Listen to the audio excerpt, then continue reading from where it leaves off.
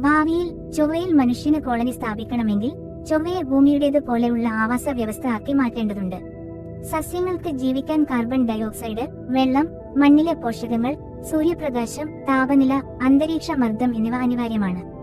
മാർസിൽ ഇതിൽ പലതും വളരെ വ്യത്യസ്തമായ രീതിയിലാണ്. അവിടെ വായുവിന്റെ 95% കാർബൺ ഡയോക്സൈഡാണ്. അതായത് സസ്യങ്ങൾക്ക് ആവശ്യമായ ഓക്സിജൻ ഇല്ല.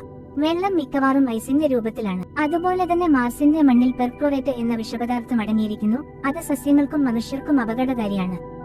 ശരാശരി താപനില -60°C സൂര്യനിൽ നിന്ന് ദൂരം കൂടുതലായതിനാൽ മാർസിൽ ലഭിക്കുന്ന പ്രകാശവും കുറവാണ്. മാർസിൽ ജീവൻ നിലനിർത്തണമെങ്കിൽ മനുഷ്യൻ തന്നെ ആ ഘടകങ്ങൾ സൃഷ്ടിക്കേണ്ടി വരും. നിയന്ത്രിത താപനിലയും വായുവും ഉള്ള ആർട്ടിഫിഷ്യൽ ഗ്രീൻഹൌസുകൾ സ്ഥാപിച്ച് അവിടെ ഭൂമിയുടേത് പോലെയുള്ള അന്തരീക്ഷം ഉണ്ടാക്കണം. മണ്ണിലെ വിഷാംശങ്ങൾ നീക്കം ചെയ്ത് വളക്കൂറുള്ള മണ്ണാക്കി മാറ്റേണ്ടതുണ്ട്. ഐസിൽ നിന്ന് ഹൈഡ്രജനും ഓക്സിജനും വേർതിരിച്ച് വെള്ളം നിർമ്മിക്കണം.